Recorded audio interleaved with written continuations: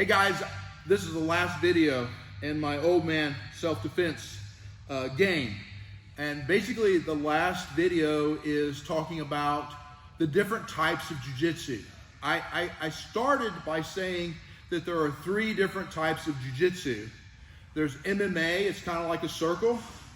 There's sport jiu-jitsu, another circle. And there's self-defense, another circle. And those three circles overlap just a little bit. So basically, most of what I taught will work to some degree in MMA, to some degree in sport jiu-jitsu, and to some degree, or well, fully in self-defense, according to what I believe. But here's the thing about this. If I go to a jiu-jitsu tournament and I try to use this game that I just taught in a sport jiu-jitsu tournament, I'm gonna lose. I won't gain points. I will likely not win.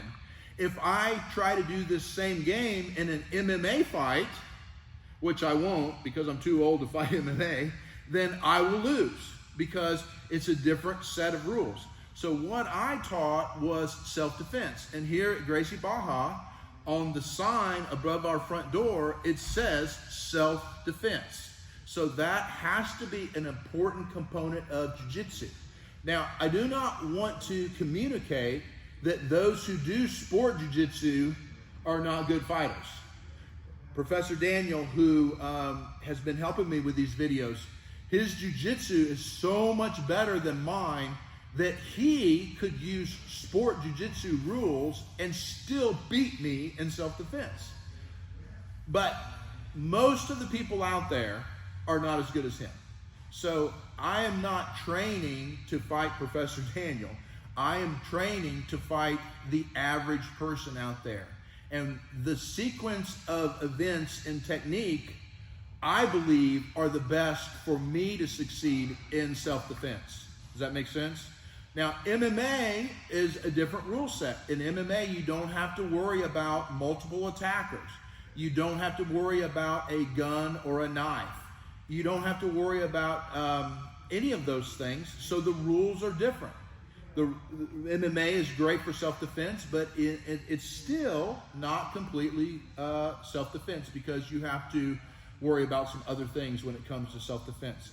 I mentioned in one of the videos that I don't like to put my hooks in when I take the back because my knees are bad and I've had to adapt my jiu-jitsu, and also so that I can disengage from my opponent if I need to run, or I'm engaging on my terms. I don't have him crushing me in the middle of the street and here comes a car or something like that.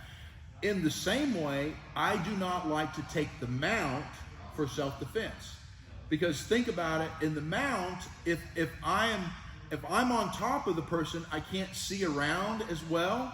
And also, if the person on the bottom is really strong, like a really strong football player or something like that, if I'm in the mount and he bucks me and I end up on the bottom in the guard, well, now I'm on the bottom of the fight. I'm pinned down and I may not be able to get away.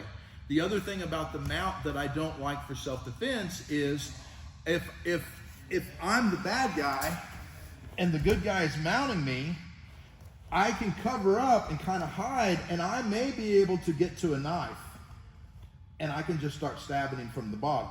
Whereas my game, I can always see the bad guy's hands and I can control the bad guy's hands. Now, if I go to an MMA fight and I don't want to use the mount, do you think I'm going to win? No. If I go to a sport jiu-jitsu competition and I made up my mind that I'm not going to take the mount, am I going to win? No, because I'm going to lose 4 points every time I could take the mount. So again, I am using the jiu-jitsu for this one particular sphere or circle, and that is self-defense.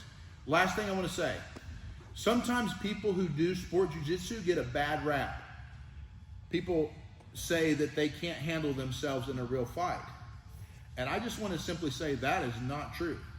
It's very simple. There's some very simple things you can do to change your sport jiu-jitsu game to make it work for a real fight. Very simple things to cover up for strikes and such. And what I do is I'm in a sport jiu-jitsu gym and we do sport jiu-jitsu most of the time, but I try to practice my self-defense game. Now, do I win? No, I lose most of the time. But it's the muscle memory of like dry firing a firearm.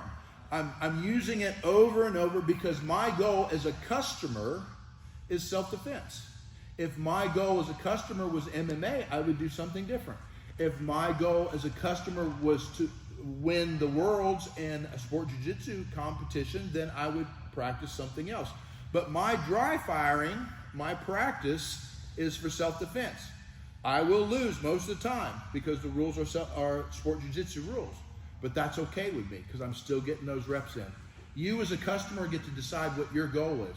It can be MMA, it can be sport jiu-jitsu, it can be self-defense. And we as black belts and coaches will help you reach that goal because we want you to learn jiu-jitsu and apply it in the way that you want to learn it.